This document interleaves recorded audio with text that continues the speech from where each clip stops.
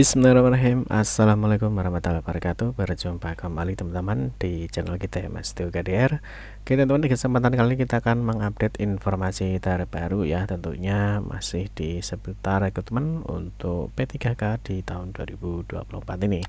Dalam kesempatan kali ini teman-teman kita akan berbagi informasi kembali ya, yang mana di sini ada surat edaran terbaru ya dari BKN per 27 Desember 2024. Nah, di sini kalau kita lihat teman-teman ada informasi penting ya bagi tenaga honorer ya, baik di periode 1 maupun di periode 2 ya. Tentunya ini ada hubungannya bagi rekan-rekan yang kemarin mungkin masih TMS, terus juga bagi instansi yang belum melakukan pengumuman ya terkait dengan hasil seleksi P3K di tahap 1, dan juga bagi rekan-rekan yang tentunya akan melakukan pendaftaran bagi P3K ya untuk periode 2 di tahun 2024 ini ya. Nanti kita akan bahas ada edaran apa sih dari BKN dan isinya seperti apa, nanti kita akan bahas di video ini. Untuk itu teman-teman bisa simak video ini sampai dengan selesai. Baik rekan-rekan semua, kita ingatkan kembali ya, bagi kalian yang baru pertama kali ya bergabung di channel ini atau mungkin baru melihat channel ini, jangan lupa ya klik tombol like ya, silahkan klik tombol subscribe dan bunyikan lonceng notifikasinya ya, biar Anda selalu mendapatkan informasi pertama kali dari kami. Baik, kalian suka baca berita, silahkan kunjungi saja di laman resmi kita mastiukadr.com. Di sini kita akan berbagi informasi ya, khususnya di seputar dunia pendidikan. Selamat menikmati informasi dari kami dan semoga informasi ini bermanfaat ya untuk kita semua. Oke teman-teman, langsung saja ya kita bahas untuk surat edaran terbaru dari BKN, yang mana surat edaran ini diluncurkan ya atau dikeluarkan per 27 Desember 2024 ya. Kalau kita lihat memang isinya ini ada informasi-informasi penting ya terkait dengan tenaga honorer. Oke, langsung saja teman-teman kita cek ya. Di sini Badan Kepegawaian Negara atau BKN ini merilis ya, ada siaran pers nomor 012 tahun 2024, yang mana surat edaran ini atau siaran pers ini dikeluarkan di 27 Desember 2024.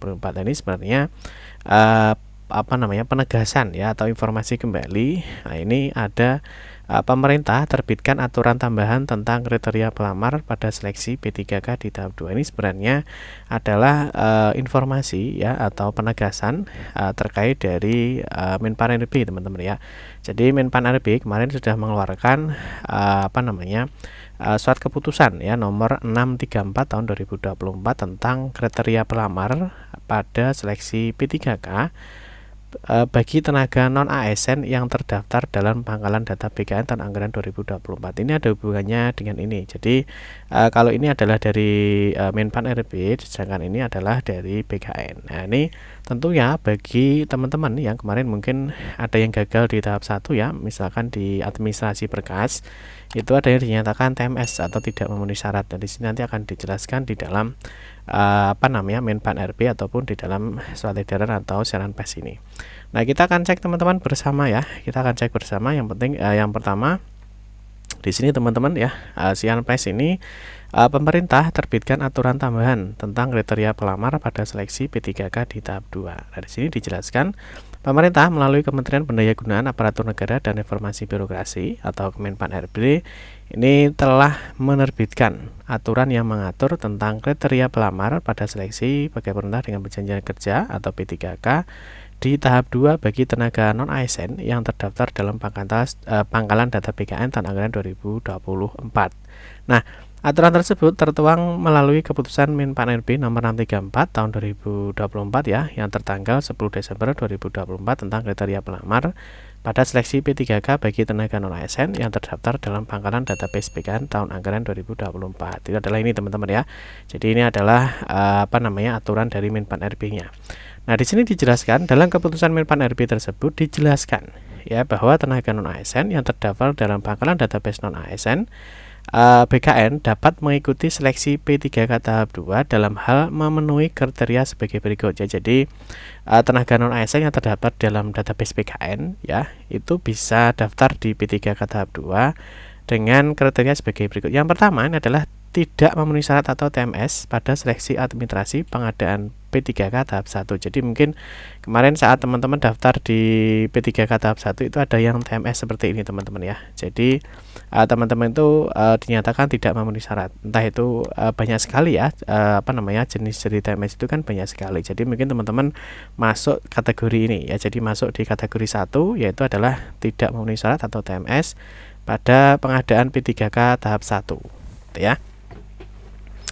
Terus yang berikutnya di poin B adalah tidak memenuhi syarat TMS pada seleksi administrasi pengadaan CPNS. Jadi ini yang mungkin ada tenaga honorer ya, mungkin usianya atau masih memenuhi persyaratan untuk ikut CPNS, tapi dalam seleksi berkas ini dinyatakan TMS, maka dia bisa mengikuti kembali. Ya, paham ya. Jadi bukannya sudah ikut SKD terus tidak lolos nilai ambang batas, itu bukan sampai di situ.